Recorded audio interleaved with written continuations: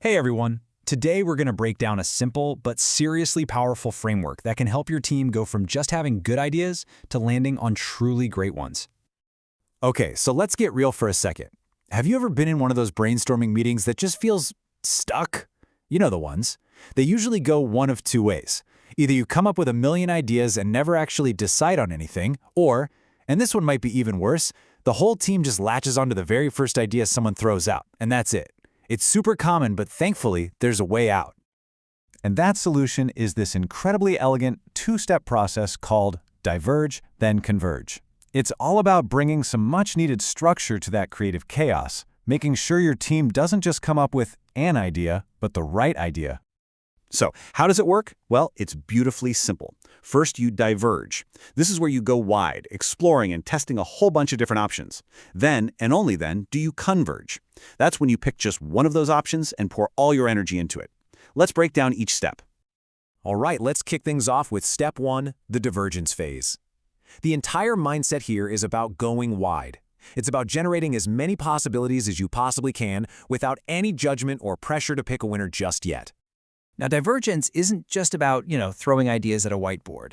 It's a structured process of generating and evaluating multiple versions of a concept internally. And that word, internally, is so important.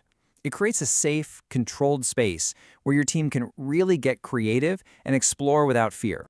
The real magic of this phase is that it helps you get beyond just the loudest voice in the room, or that one genius idea that sucks up all the oxygen. It's about leveraging every single person's perspective on the team to uncover ideas that might have stayed hidden. For example, a design team working on a new app feature wouldn't just debate one sketch.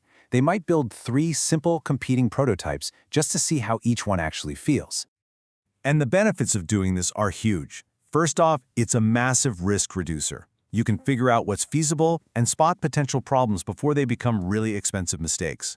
Second, it's how you uncover the truly great ideas, by using all those different perspectives and surfacing those hidden assumptions. The things everyone's thinking but no one is saying out loud. This is what lets real innovation happen. Okay, so you've explored all these amazing options. Now what? Well, it's time for step 2, the convergence phase. This is where the whole energy shifts. We're moving from that wide-open exploration to focused, decisive action. Convergence is the essential flip side of the coin. It's the disciplined part of the process where you select the single most promising idea to move forward with. The goal now is to focus all your team's limited time, money, and energy on making one coherent concept amazing. It's time to go deep. But here's the crucial part. This decision can't just be based on who likes what or a gut feeling.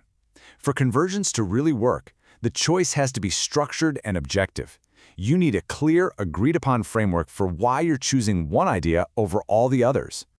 The way successful teams do this is by using a set of core selection criteria, kind of like the ones you see here. They start asking the hard questions. Does this actually solve the user's problem? Can we realistically build it? Is it worth the cost? Does it line up with our bigger goals?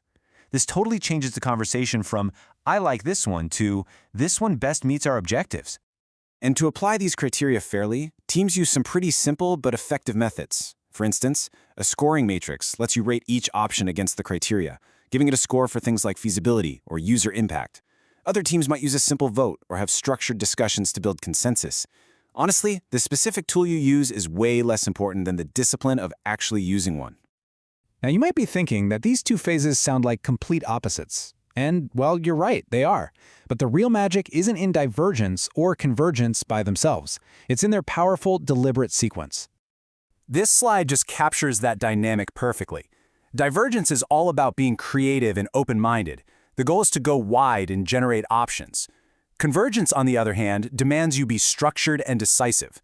The goal is to go deep and make a choice. You absolutely need that go wide phase to find the innovative ideas, and then you need the go deep phase to turn one of them into a coherent plan. One without the other just doesn't work. So, what's the big takeaway here? It's simple, but it is so profound. You have to intentionally protect time for exploration before you demand a final decision. I know, skipping the divergence phase feels faster in the moment, but it almost always leads to weaker, less innovative results in the long run. And that leaves us with one last question for you to think about. Take a look at your own work, your team's projects, your meetings, and ask yourself, where is my team converging too soon? Where are we just picking the first idea that comes along instead of really exploring to find the best one?